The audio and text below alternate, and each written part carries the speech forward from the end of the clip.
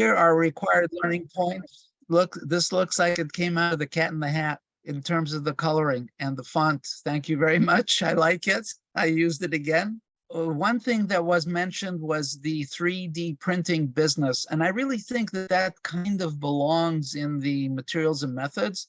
I personally cannot think of anything stupider than trying to print a house. When you have an object that could be so wonderfully conducive to the well-being of everybody involved, from the people who build it to the people who live in it, the whole 9 yards. And you want a machine to take that away from people? Where's the fun in that? And build it out of some crummy material to boot. So let's take a 2-minute break, get reorganized, and move on to the next thing. Patty, are you satisfied? Do you want to say something? Can I I'm totally satisfied. I think this has been wonderful, and I don't need to say a word. So I think that next time we do something remotely equivalent to a STOA meeting like TAG, we should probably take a whole day for materials and methods and a whole day for machines. And I threw in there one of my Harari came out with this book Homo Deus. Well, it must have been 5 years ago. He had no clue where we're headed, and he also doesn't have a philosophical base. He is very much a 19th century romantic materialist, like Mr. Barati, with who I could in principle agree almost fully. He actually does have a very solid intellectual basis for what he's, and philosophical basis for what he's saying. The idea that we have been working on building settlements for people, built environment for 5,000 years, and we have all this fabulous accrued know-how, as opposed to having lived intensively with machines for 200 years, and we don't have a clue what to do with them, is really astounding. So we have let, because of the idea that capitalism came in to encourage the machine making, was really a bunch of folks with too much money and probably a good deal of laziness. They want something for nothing. In the old days, they used to bet on tulips or whatever else was the flavor of the year. This gives, a huge possibility, together with the fact that in the philosophy lessons of the early 1800s, introspection and truth, goodness, and beauty were taken out, left firmness, commodity, and delight hanging without their own philosophical basis. So we have here, after 200 years of living intensively with machines, we just don't know what to do with them.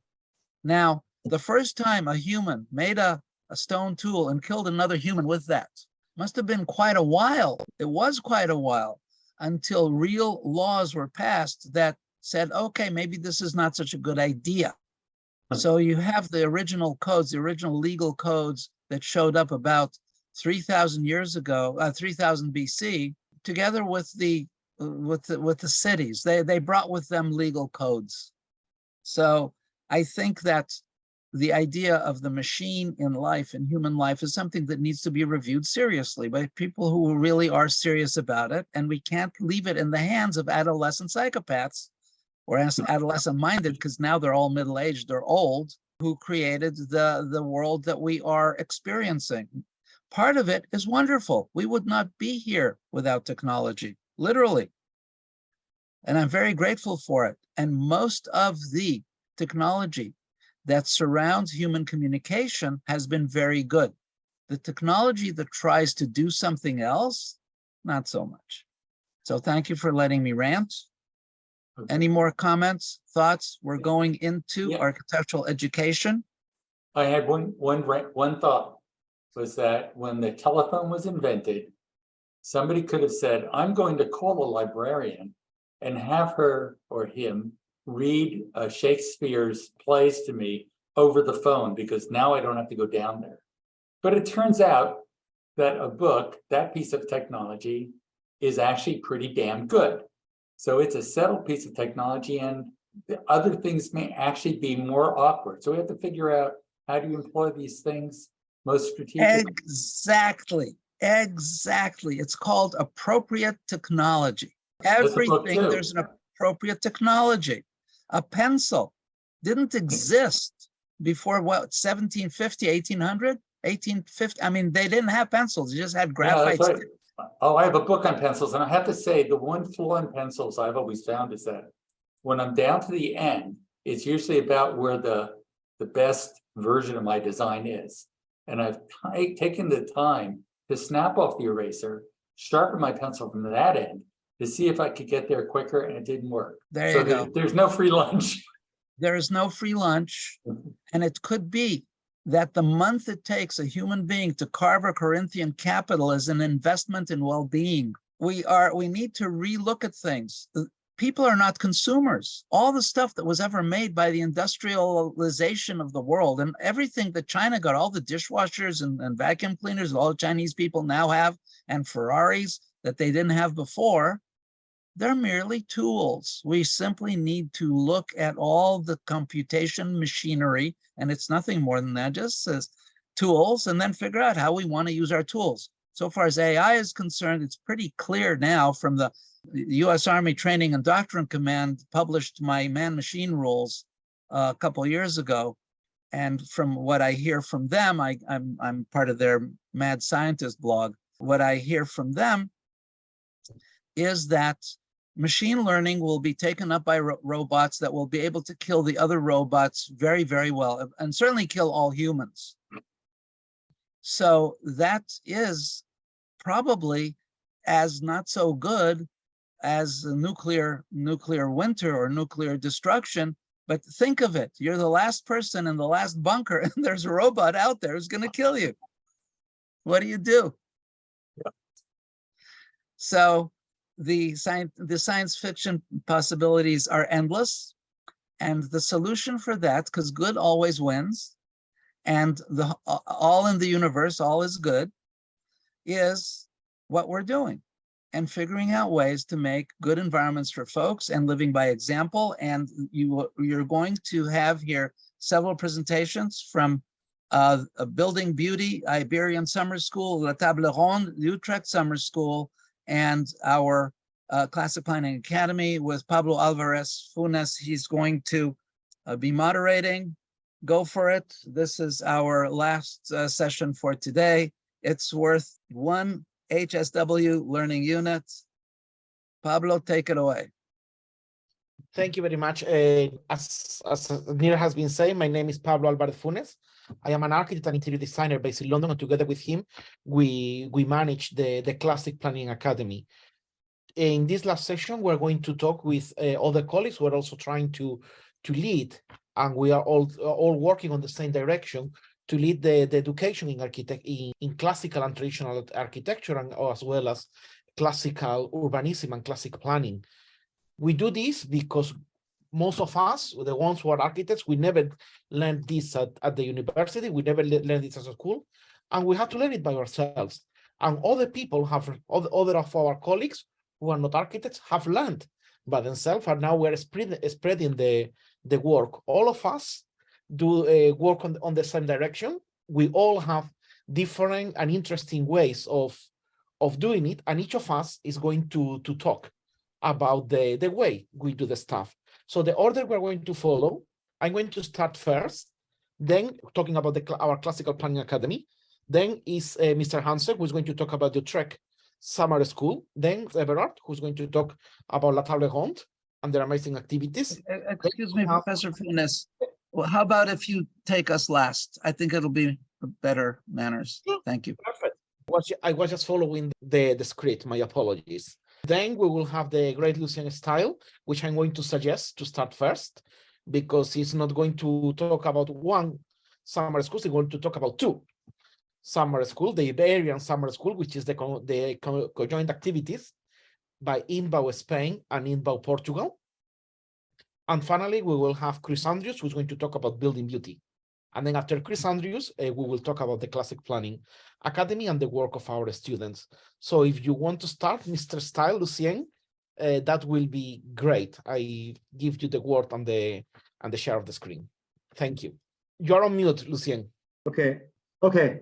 Now I have to hide because now I see you heads, and I just want to how am I going to hide everybody? I'm going to hide all these people because I can't see my own.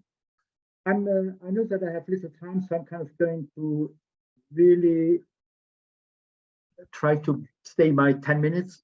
So Iberian summer schools, and I list already the principles and the learning goes out of classroom learning and teaching, out of the box thinking, hands-on learning and learning by doing in the middle of fear and there, learning with others and through others.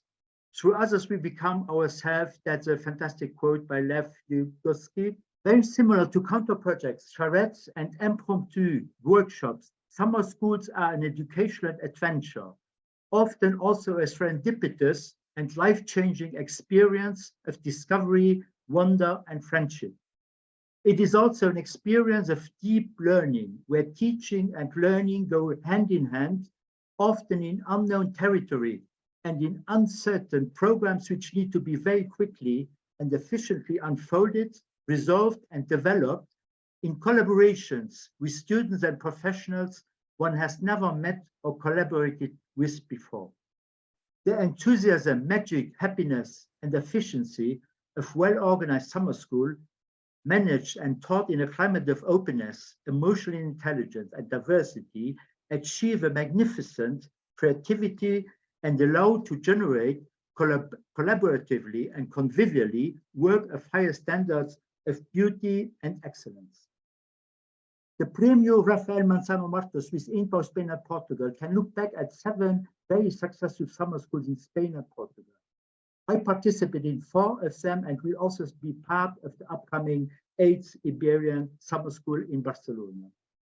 This summer school will take place in Qatar near the city of Barcelona. It will be an international drawing and architectural design workshop in which traditional building, architecture, and urbanism will be studied to produce a manual for the conservation and new traditional construction in the area. Local traditional urbanism, architecture, and building details will be studied in order to create a preservation and new traditional building patterns catalog for the area. During the last days, upgrade proposals for different public places of the town will be designed using the work previously developed as a guideline for them. Hand drawing and measuring buildings will be the main activity to be developed each day. Experts in local vernacular architecture and building techniques will be lecturing on diverse related topics. There will be trips around the area and some building sites will be visited. This is the beautiful setting of the summer school. Students have to be there on the night, and you see that there are many grants available, and you can find more details on the website Premio Manzano Martos. Summer schools do not substitute the systematic and scholarly pedagogy of the education offered by good architectural schools and universities, but they offer an essential learning, know-how, and tangible didactic experiences and discoveries the conventional school cannot provide. Learning about built and natural environments of various scales and about analyzing, understanding and designing, measuring, sketching, drawing, rendering and painting, etc., all in the limits of a 2 to 3 week workshop is just extraordinary and in truth a vital, essential and necessary complement to academic learning. Summer schools also offer a deep human, emotional and social-cultural dimension and an intensity of learning which wouldn't be possible to maintain and nourish over the length of 4 or 5 years of academic studies. It is precisely this short and intense immersion in a real-life context and the simultaneous teaching and learning of many different things within an unfamiliar context and new socio-cultural environment which really leads to greatest receptivity of new knowledge and an enthusiastic creativity. Unlike academic structures, summer schools are open to all levels of skill and education and do not judge individual performance and virtuosity. Everyone has a role to play and everyone has the same access and possibilities to excel in a non-judgmental, non-hierarchical and open source learning environment characterized by a unique joy and pleasure of educational emancipation.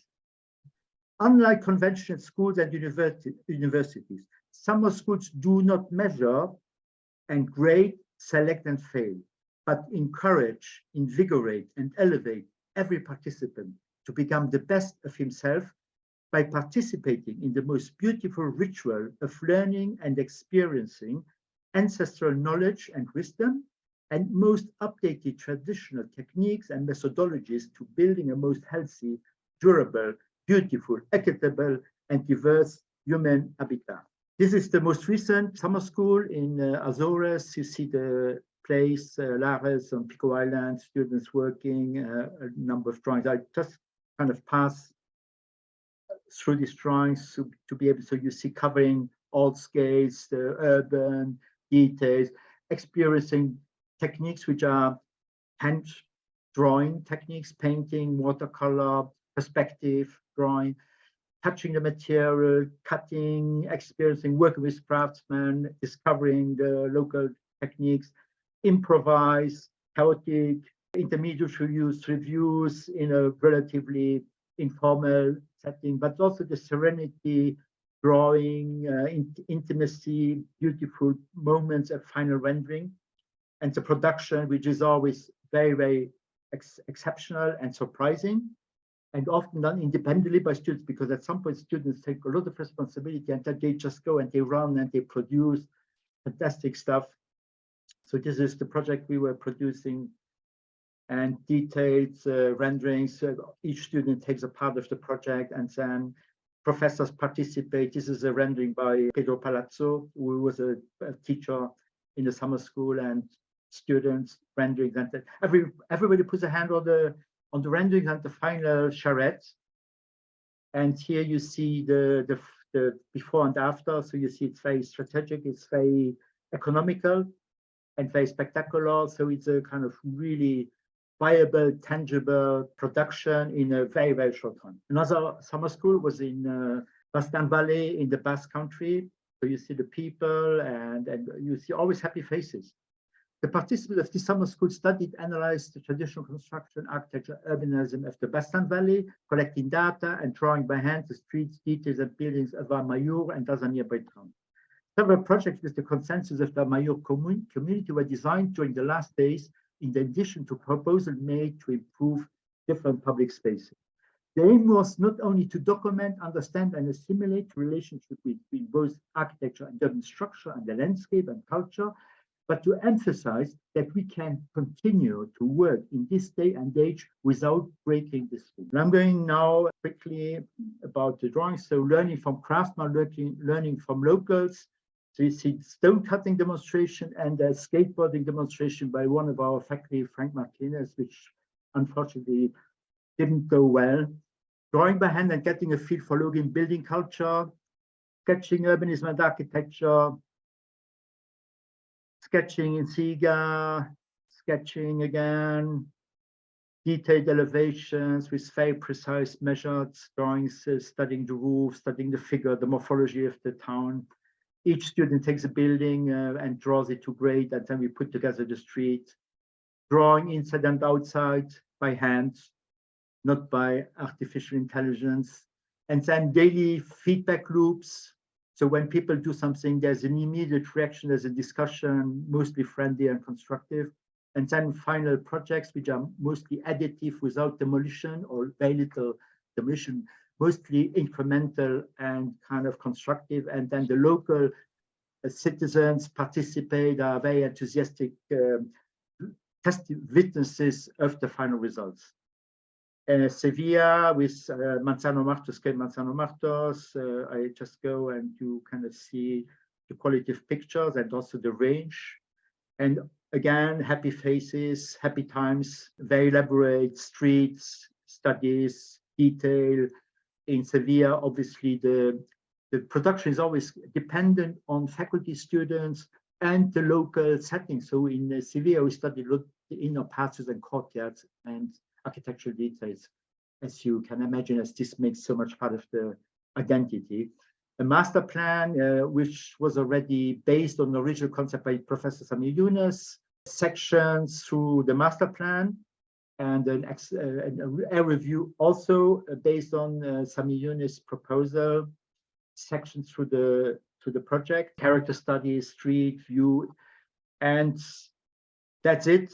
Many thanks to the participants, many thanks to Alejandro, Garcia, who's the wonderful inspirator and coordinator, and also Rafael Mazzano Martos, who is really the great hero of this organization.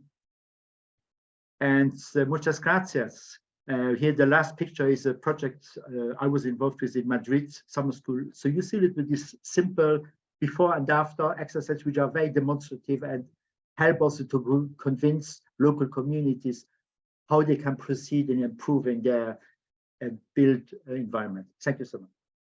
Thank you very much, Lucien. Perfect presentation, just on time.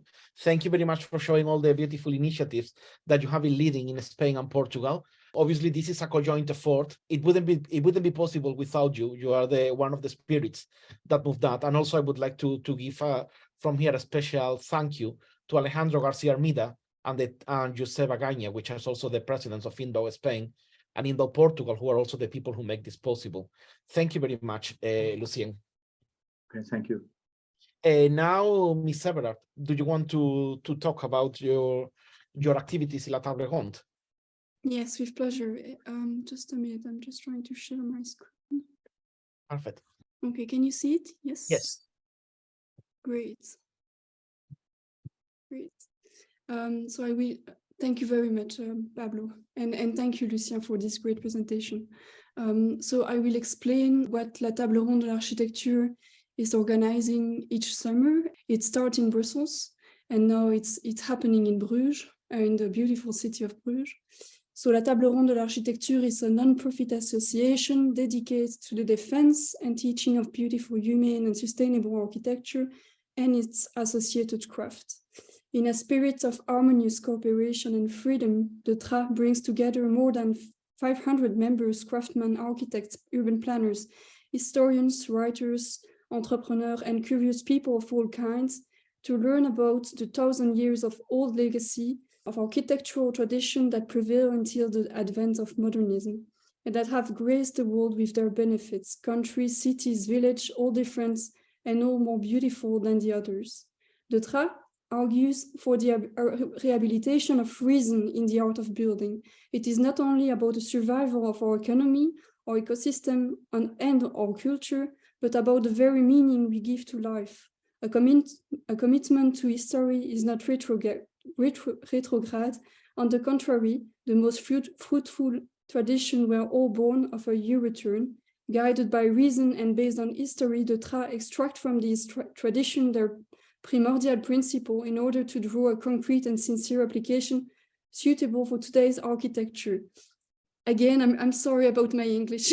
I do not practice it every day. I hope everyone understands what I say. So here is the mission of the association. So today I will only talk about the teaching part. So to teach the fundamental principle of the art of building, the only way to ensure the sustainability of our living space. But as I will show right now, we organize many other education activities online, but also in Bruges and in Brussels and in other cities of Belgium. But we work also a lot with our French neighbors and also with the Netherlands. So here you can see many counter-proposal projects we organize, so competition, also just challenge. We organized the past 2 years with people, so sometimes students, but also professional and just also passionate about architecture. So to show how to embellish our living space, and this has been very important for us to make this fight. It's a fight. This fight, more known to young people, but also to the public. And so that's one of the last one we organized. So now we are really trying to organize competition to show let's say all the beautiful and local tradition of the participants, which came from a lot of different countries. And on the right, you can see two drawings. The first one win the competition. It's Envel Olivier from Bretagne in France, and just below it's Oditi Eder, a former students of our summer school from Bangladesh. Two beautiful drawings. So the association organized all sorts of activities. So we do participative construction site, visits of production, construction and production materials sites, visits of new city like Ölebrug in collaboration with INTBAU NL. We organized a video session, film session, music also, tours, and all of those things are organized with the members. It's really close to also to members of INTBAU with who work a lot, a great network, and also of course the Classical Planning Institute. So here you can see some exhibition also we've done in Brussels, and that we are continuing in the city of Bruges and Ghent very soon, and also all kind of workshop with young and sometimes also old people. And that's another part of our work at the association. So with former students of the summer school and members of the association, we are starting to create guides for city to help city to have an harmonious architecture, urban planning, and also to understand the importance of construction methods. Architecture is not facade, and I know you all know that well, but you know, we need to spread the knowledge to the politics and to the municipalities, which is very important. So the guides help us a lot, and it's also like a way for us to continue the education with the students.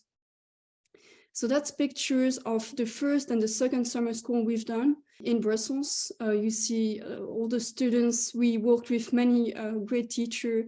Lucien was part of the second summer school with Victoria Schulz-Dobas, and then there was lots of different teachers from Belgium and also members of INTBAU, also former students from Engelsberg, France, and it was lots of great, I think, activities.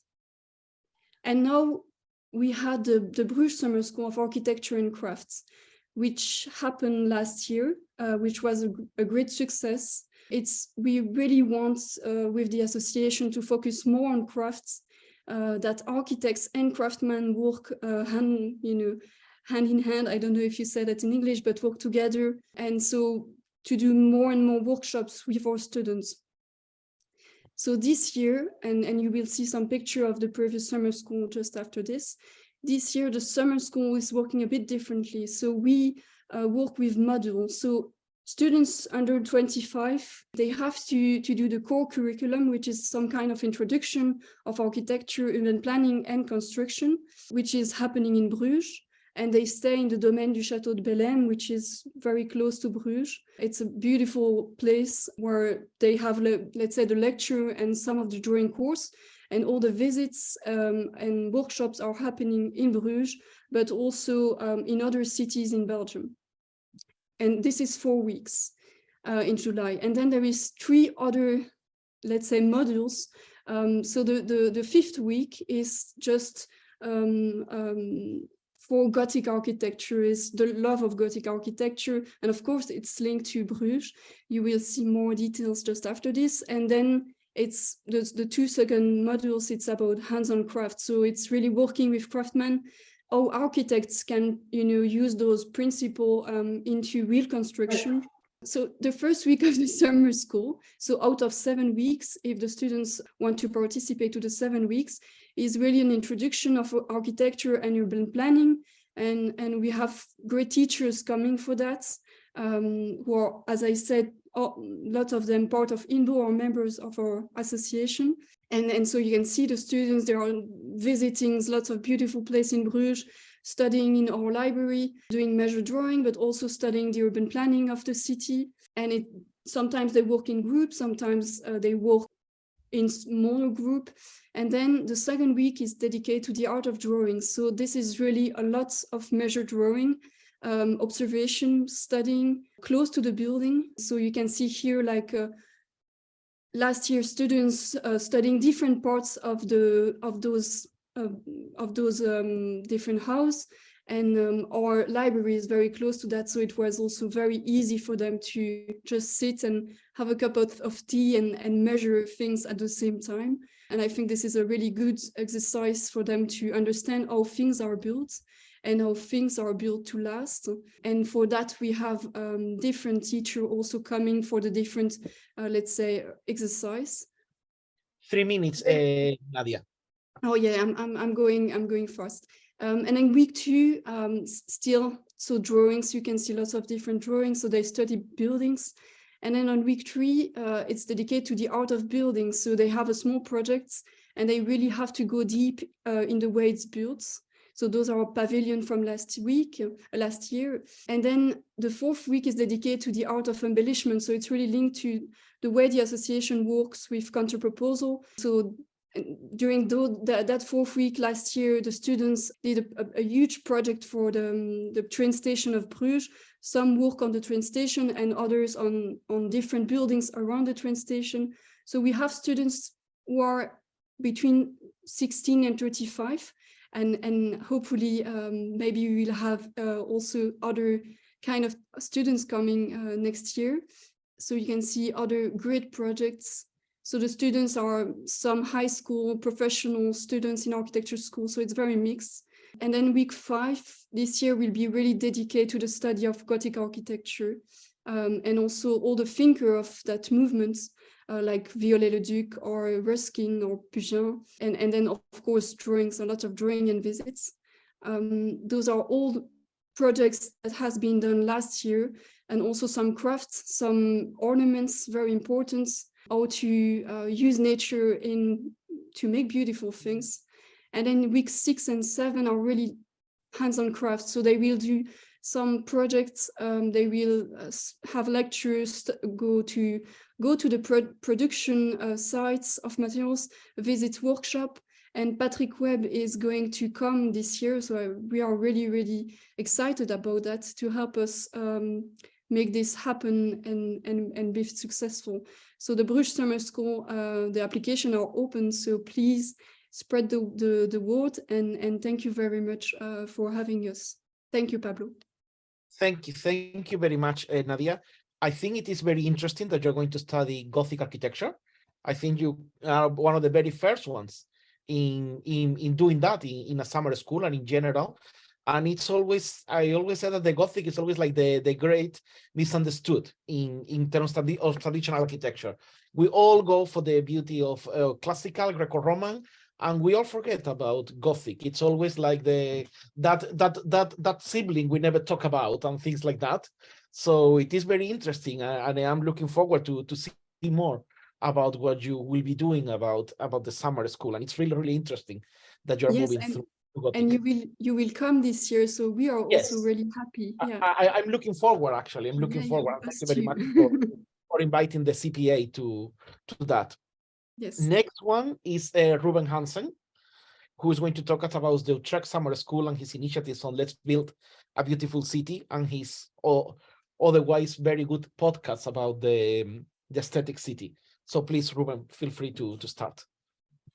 Yes, thank you. I'm gonna share my screen. Let me quickly do so, if I can. So thank you all for giving the opportunity to tell about the summer school. So this is our Dutch initiative taking place in Utrecht in 2023. We already had one edition last year in 2022, also in Utrecht, and it was a great success.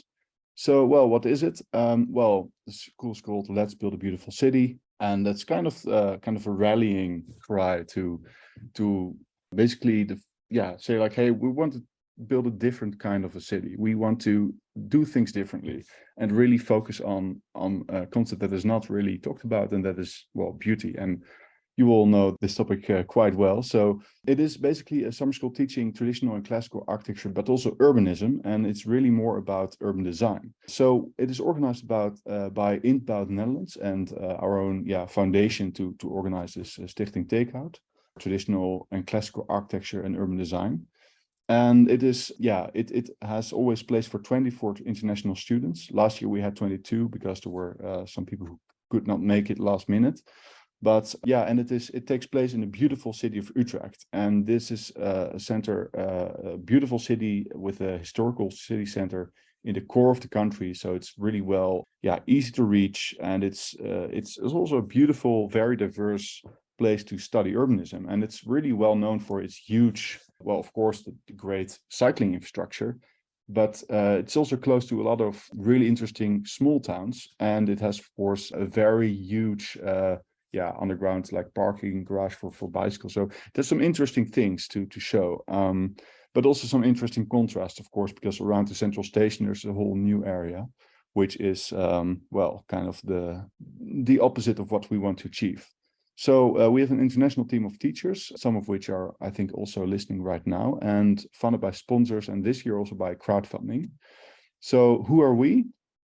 Our chair is Joseph Jutras from the Institute of Traditional Architecture, and of course Alexander van Tel. He's also involved. He's, I think, a member of INTBAU. Myself, of course, I'm myself also a member of INTBAU, and most of our organizing committee are part of INTBAU the Netherlands.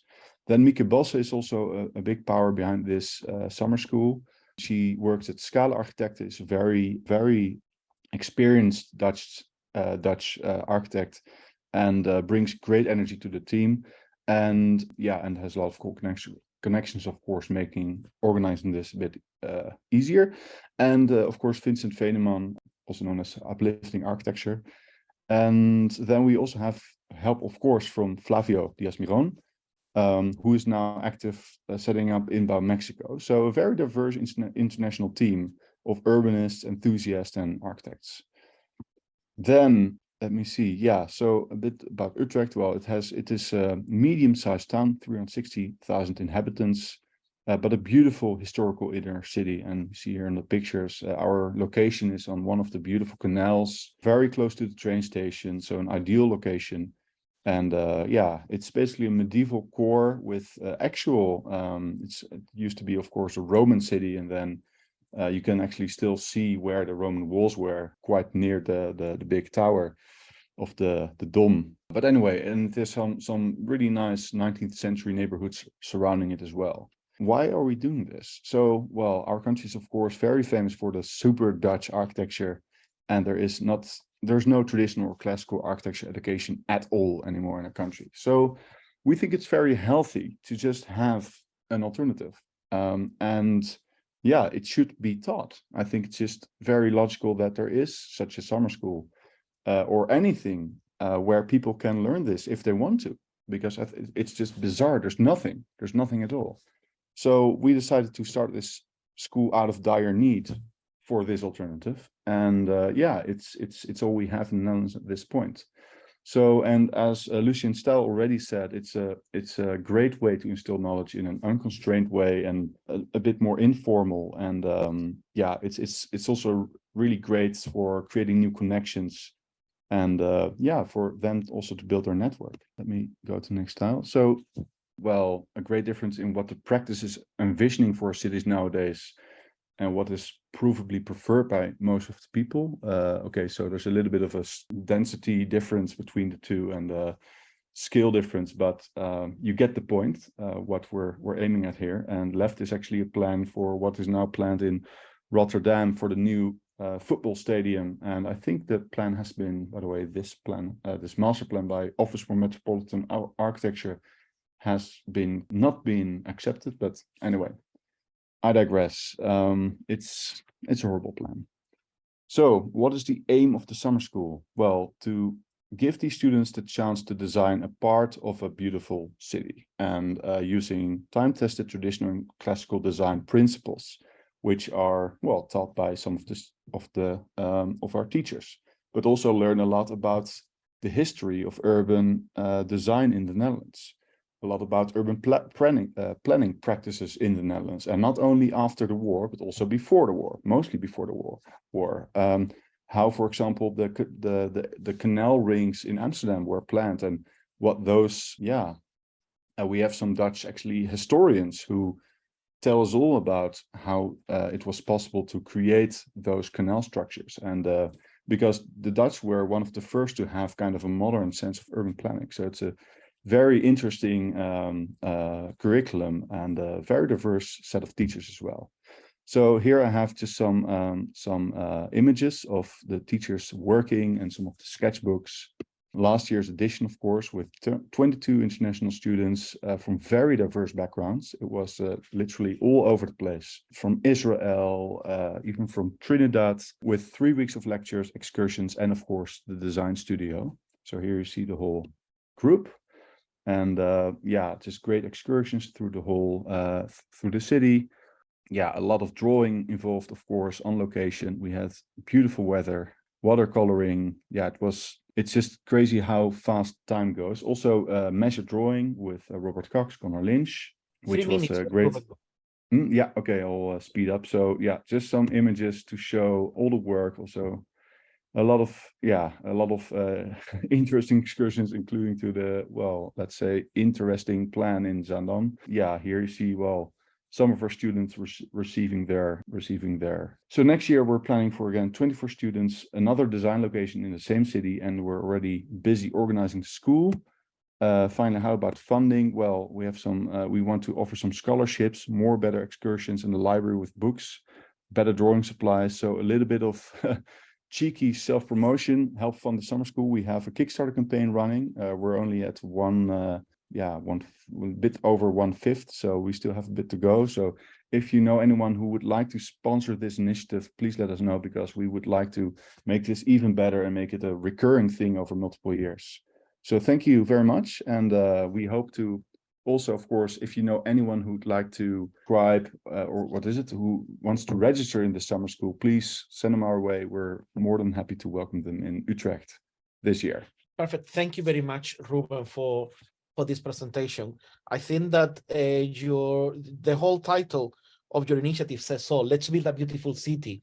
And we have discussed that a lot in our class at the CPA, the importance of giving beauty to everyone, not only because sometimes we think that the beauty is only for the city center, for the city that is already built. And no, I mean, it's good to that everyone gets a glimpse, gets the opportunity to design beauty for themselves, and to design beauty by themselves, not only, as I said, in the historic city, but also in the suburbs, in other areas. Get inspired with the old and bring it to the new, because the city is a living organism that can change. And you are all demonstrating all this with the proposal. Lucien has shown us some quite amazing proposals, and thank you very much, Nadia, for sharing all this.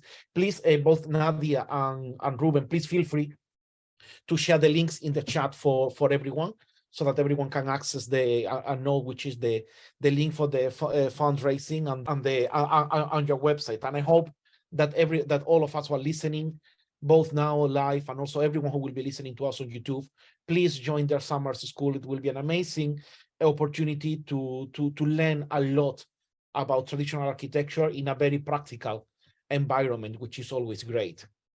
So thank you very much, Ruben and Nadia. Our next speaker is Chris Andrews, who's going to talk us about Building Beauty, which is another wonderful initiative. So please, Mr. Andrews, feel free to start whenever you want. Okay, can you see my screen? Yes. My name's Christopher Robin Andrews. I was named after the character in Winnie the Pooh by my mother.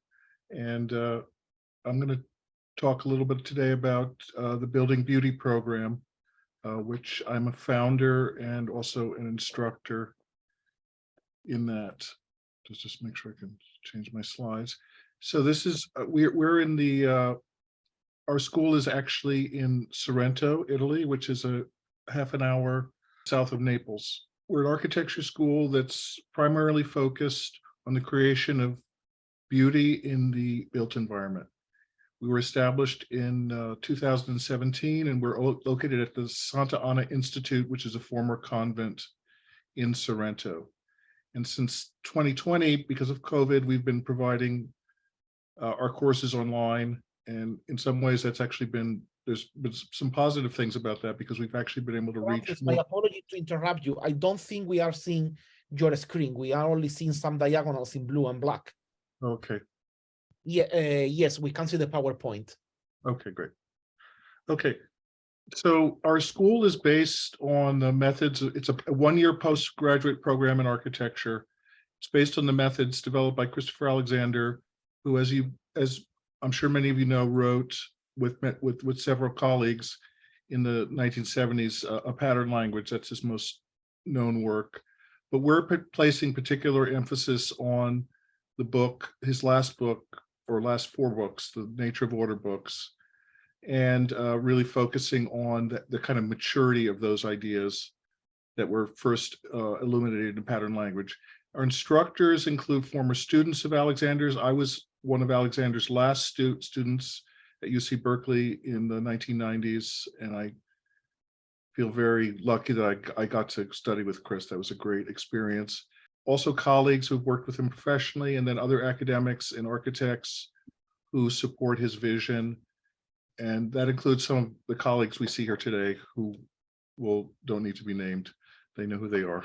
And our students come from a wide range of professional fields, mostly graduate students or students who at least have a bachelor's degree in architecture. We also have a lot, one thing that's interesting, and I think it also relates to some of the work that Chris did, we have a lot of students with background in computer sciences. And we actually have a special component of the program called Beautiful Software, where we actually work with students who are professional software designers and who have specialty in computers, and really bring them into this idea of, let's not just work in the virtual world, but let's work in the real world to make a difference in how the world is structured. And there's two core ideas to our program. They are that there are universal principles which underlie beauty. These are not subjective, these are objective criteria. And I think some of the presentations we've already seen today have kind of outlined some of this. And I really am grateful that we all seem to be on the same page about that. And the other is that there are design processes, specific design processes that facilitate the emergence of beauty in the environment. And just to kind of outline how our program works, the first and second semester, and then continuing on from there, because one of our really core missions is that we send our students out into the world to virally spread the message of beauty in the environment. First semester, there's a seminar, Nature of Order, where we really go over those 4 books in detail. There's a basic studio, which I'll talk about in more detail. And then there's what we call a self and wholeness course, which really focuses on this idea that you really have to be in touch with what's going on in your inner self in order to promote beauty in the world. And then the second semester, the Nature of Order course continues. The students work on a built project. When we were in Sorrento, that project was typically in the town where they were actually building it, along with craftspeople and neighbors.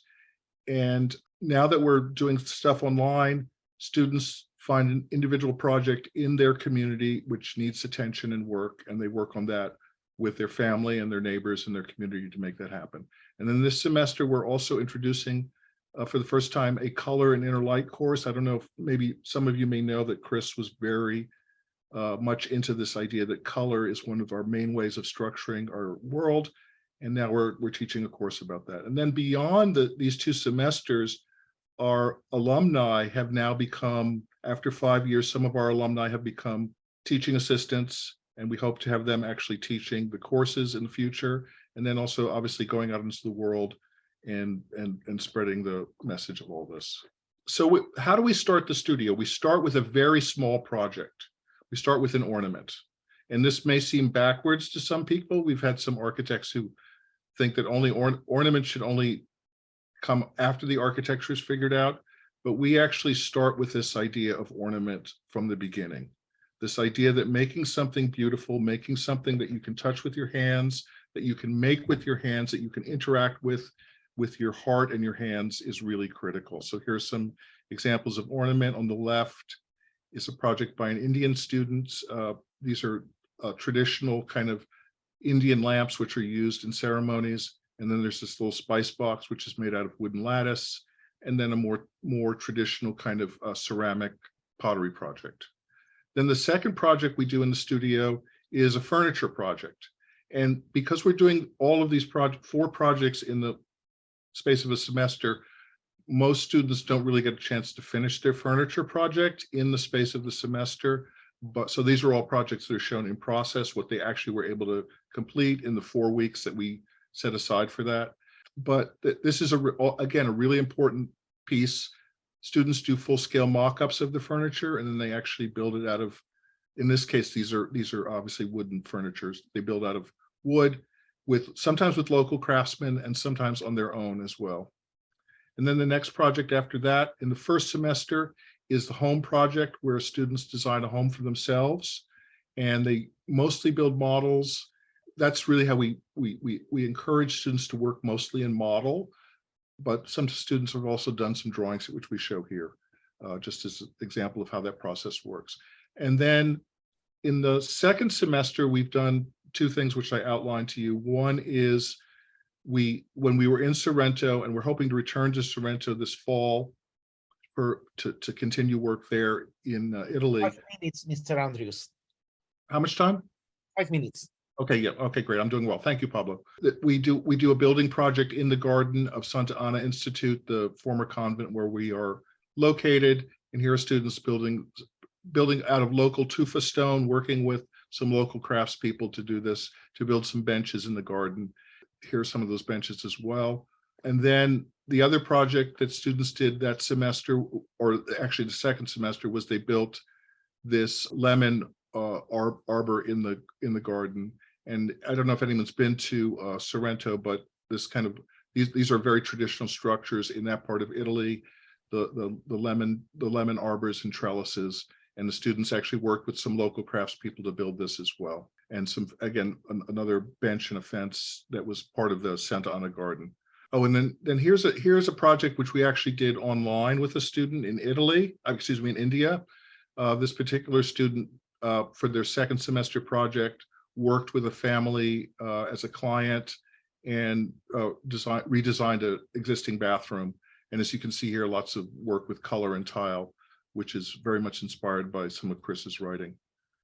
And then we also have had summer projects in Italy where we work with some of the more traditional stone construction builders in the boot of Italian continent, or country, what is the Italian peninsula, and build, actually again, working with our hands to do this. So just want to identify some challenges that we have found. Obviously, we got this school started in the middle of the COVID time, and that created all kinds of interesting challenges, but also opportunities. But I just want to identify these because I think we're all associated with trying to keep our schools going, this instruction going. We're trying to stabilize the influx of students. We typically have between half a dozen students every year who are taking all the courses. And then we have a much larger group of students who are just taking the Nature of Order seminar, and some who are continuing on even after they have taken our course with the Beautiful Software initiative. Formalizing the status of the school, particularly in Europe. We don't really have an association in Europe. In the United States, we have a formal relationship with the University of Hartford in Connecticut, where they provide credits for graduate work for the courses that students take. And we've also started a program in India, in Pune, which is going to actually kick off this fall semester. And we're looking, again, for connecting with institutions and other potential students in all of those places. And I think that's it. I just want to say I'm very happy to hear all of this initiative all around the world to try and make these programs which celebrate traditional architecture and human beings and make beautiful work. And I look forward to continuing to collaborate with all of you. Thank you, Pablo, Lucien, Nadia, Ruben. And just, it's also so encouraging to see all these young folks, high school students, who are engaging in this work. It's so inspiring. So thank you so much. Thank you very much, Mr. Andrews. I think it's very interesting what you have been showing us, especially all the practical part. It's always good when you build something, even if it is just a mock-up and the building of the furniture. That's something quite interesting to do, because only by doing this stuff is when you is the way you learn. I mean, I think it's interesting, all the concerns, all the points that you shared at the end, because we all share those same concerns. And I think it is very important that we are all in the same direction. We are all doing the same. We're all trying to bring beauty back to the world, beauty back to the education. And I think it is very important that we all collaborate. We all promote each other, and we move the students from one to another. And I think that's quite important, as well as it is, I think, the teaching online, especially since COVID. We have realized that the online real is something to be considered of. And with that, I am going to introduce myself and the work that we do at the Classic Planning Academy as the last part of the presentation of the Classic Planning Academy is part of the Classic Planning Institute, as Dr. Buras was mentioning at the beginning of the day, and it's been mentioned a couple of times already. We focus on doing programs in craft, traditional architecture, and classic planning. We have a beginner and apprentice and graduate level certification. We work at all levels. And one of the things that I always say, everyone is welcome. No, you don't need to have an architectural background. And I think that all these initiatives, the good thing is that they are intended to be for people who don't necessarily come from architectural training. It is great if you come from architectural training, but if you don't, you're also very welcome, because we will all learn something that you didn't learn at architectural school, which is how to design and how to do traditional architecture. Some of the unique values that we have at the Classic Planning Institute is architecture as central of urbanism, because there is no good urbanism without good architecture, and the importance of traditional architectural buildings, which still make the best streets and places. Our approach is generally holistic due to the neuroaesthetic fit. We bring back the concept of countryside into urbanism, and we also promote the essentiality and importance of crafts. All this is condensed in Nir's book, The Art of Classic Planning, which a lot of you already know. And our Classic Planning Academy certifications this year in traditional architecture and classic planning. We make a distinction between the students who are currently doing, who are the cadets, and the students who have finished, who are the fellows. So you are going to see at some point in the presentation the work of the fellow students. We offer by now 2 years, both of them are graduate level, they're highly accessible, and we're working as well, as Mr. Andrews was saying, towards a professional level certification in order just to equalize to other programs on summer school. This is more, as all the other summer school, an extension and an enlargement of your knowledge. And in our year 1, we divide into 3 parts: classic architectural literacy, classic planning, and 100 plan year studio. The program architectural literacy focuses on learning how to draw the orders by hand, basic and architectural geometry, drawing the Greek orders, proportions, elements, material and processes, consultants and skills, composition, and then 2 small projects. All the students draw by hand. This is work from previous years' students. None of these students knew to draw when they started, and with us teaching them online, because we do all our courses online, so that everyone is welcome to join us every Thursday for 5 hours to join our classes. This is a selection of works from last year. Some of you might recognize your works there, and this is a sample of the things that we do. On the left-hand side, you can see the orders. On the center, you can see the first exercise, which is design a portico, and on the other one, you see some sketches of the last exercise, which is design a bridge. And we go from the very basic, which is draw the full order, to something more complex, which is a bridge. In the second part, we learn some tips on classic planning, the basics of classic planning, how we got there, as I used to call it, 12,000 years in 5 hours, fundamentals, knowledge basics, planning the city and building the city. Our 100-year plan studio, it's intended for the students to implement their work. And what I'm going to do, I mean, before I show I wanted to show the students' work, a selection of the students' work as a conclusion. And our 2nd-year program, it goes 1 step beyond. Assuming that all our students have a good knowledge on architectural literacy and classic planning, we enhance them on learning manual and digital media, because we all want to enhance the high-bright connection, but it's also important to connect, if that makes sense, with technology, and to know and to understand CAD standards and CAD expression. There will be a heavy focus on history of architecture and urbanism as a way of understanding from the precedent and getting inspiration from the precedents, principles of urban design. There will be a lot of design studios. There will be professional intersections so that everyone learns. I'm going to quickly show, because we're running out of time, some of our students' work. I'm going to run quickly. Initially, we wanted all of them to participate, but unfortunately, we can't. With our project, our students we started telling them to represent the areas of study using a Nolly map, and from them they make a counter proposal. Mr. Lucas Smaldon selected this campus in Vienna, which is a typical crink and crank project from the early 2010s. And by using by study, which is the urban fabric in a Nolly map, he proposed to rethicken the buildings and to create a new urban fabric based on traditional architecture that was much more intense, much more dense, and was generating different spaces as opposed to the other one. I am running quick through them. Miss Nishara Lyons, who was joining us from Australia, she did a park an area in Brisbane, which also showed us something quite interesting. It's what we call the no places. Nishara had to work in a train junction in section, and if you represent that in a Nolly map, that will be like a blank space, but it's a blank space that is not accessible. Therefore, we showed it as a non-accessible space, and she proposed to build over the train station and propose a new park, like covering train lines, which is something that happens in our cities.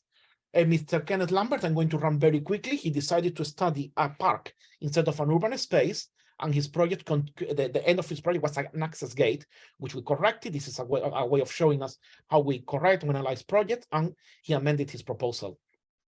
Ms. Ustas did a very interesting proposal for the Boston City Hall and Plaza in Boston, Massachusetts, USA, which is a building that we all know that unfortunately destroyed half of the traditional city. And again, she proposed a completely rotation of the urban fabric to create a new plaza. She got inspired in a previous counter proposal for the City Hall by Mr. Aaron Helfland, and she also used some artificial intelligence ideas to get inspiration from. So we were talking before about that. And this is the final inspiration she got, inspired both in squares all over the world and her own ideas and Mr. Helfland's proposal.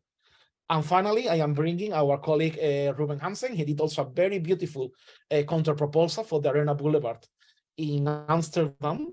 And in this case, he used an area which was again a very no place, just something that's to take people to the stadium.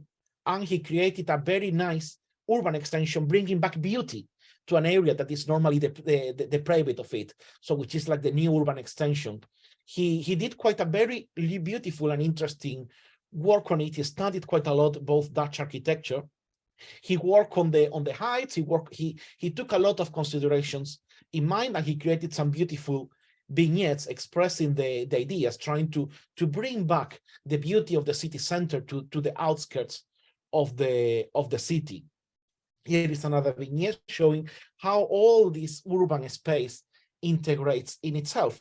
I think I am more or less on time. I didn't want to take much more time than my other colleagues. That's our presentation, our resume of works of 2022. As a reminder, we still have positions available for our GO1. So please spread the work. Please tell us about what we do. We do a full intense 30 weeks program, and we still are receiving students. So thank you very much to all of you for listening. And now we open the question time. Thank you. Let's see if we have any questions in the chat. What are young professionals that are in? So we have Hallie Swanson to everyone. Oh, thank you very much for sharing the links, Nadia. I really appreciate it.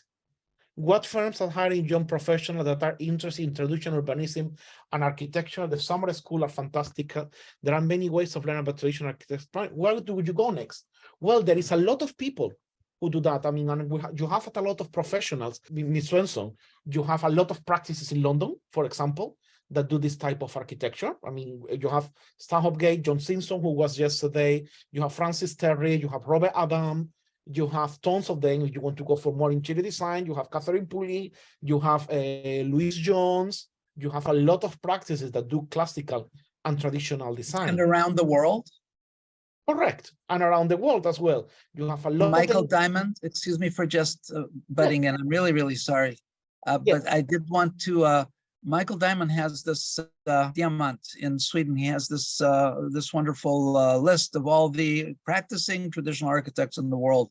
So yes, that's where you go. And in the US, there's no small number.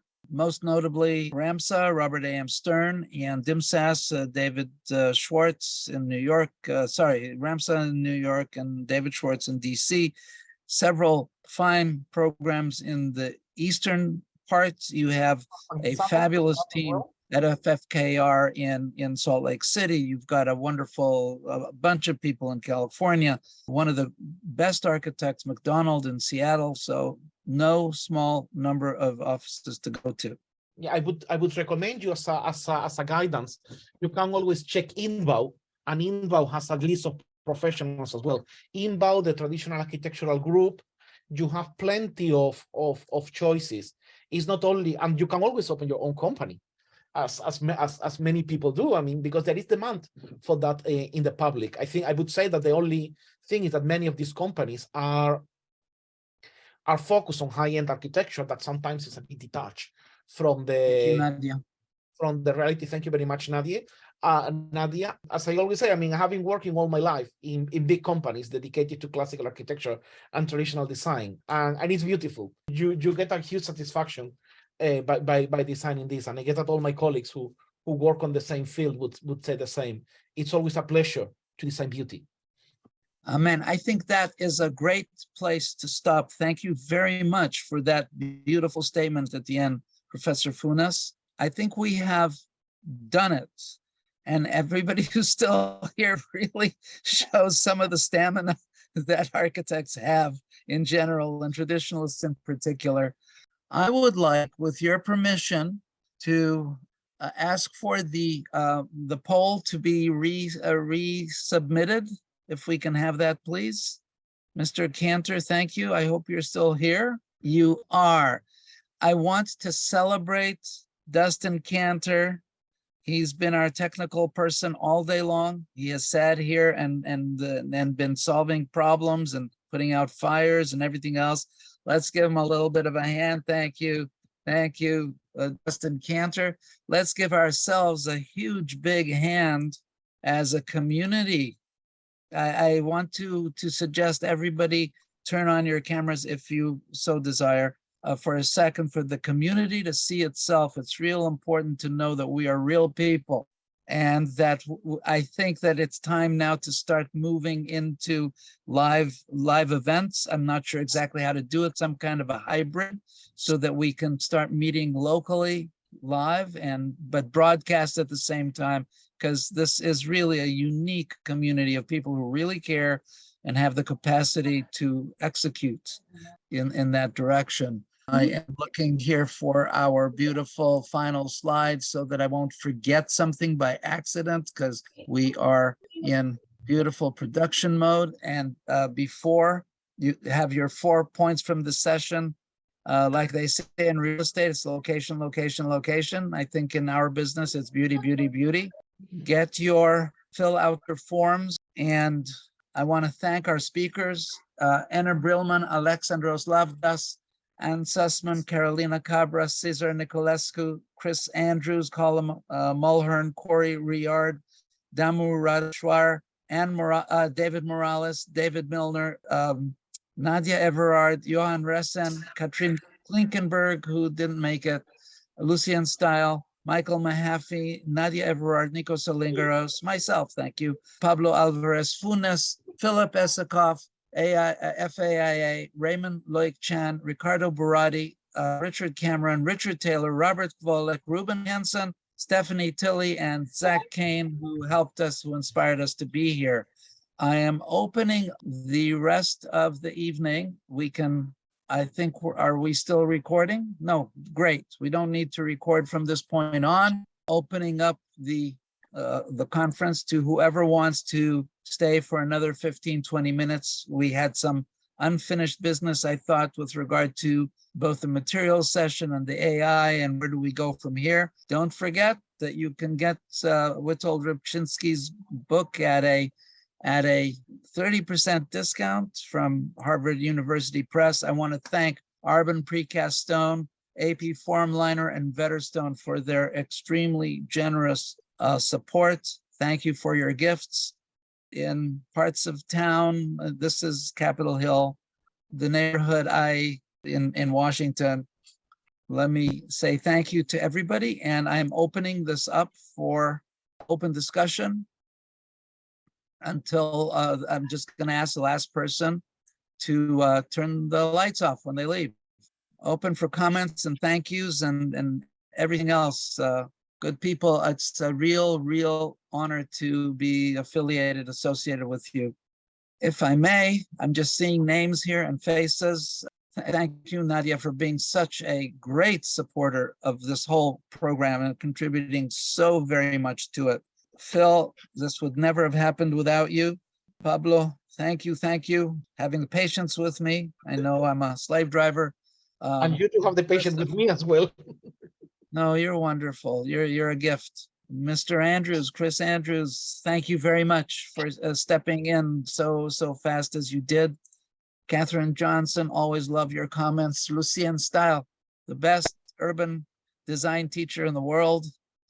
I will never forget seeing your work in Portugal and just being amazed. This was in the early 2000s, amazed that anybody could teach anybody else so quickly how to do such great work. I had to figure that one out, and thank you for supporting the past tags in this one. Johan Resen Larsen, thank you for your excellent work, and you really showed what you really showed is a new,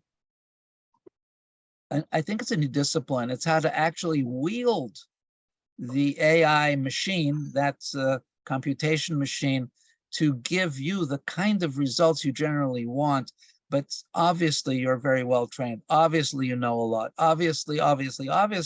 So to get another person to your level requires so much architectural history learning and so on and so forth.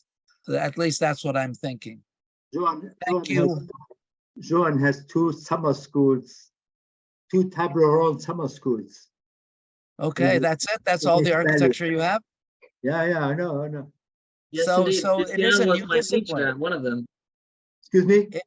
Lucien was my excellent teacher at one of them. Yes, and in that regard, so it shows. I mean, we're operating in a holistic system. Yeah. So you're wielding a holistic method on some machine, basically, to get the results you were getting. So that only reinforces what Nikos was trying to say. Ruben Hanssen, you are an inspiration and one of the great young leaders of the movement. Patty Steinschneider, thank you for being there. One of the most, I don't know, really, my grandmother, when she loved somebody and thought that they were really great, she would say, he's like a good piece of bread. That was the highest compliment she would give. And that's what Patty is to me, just a wonderful presence.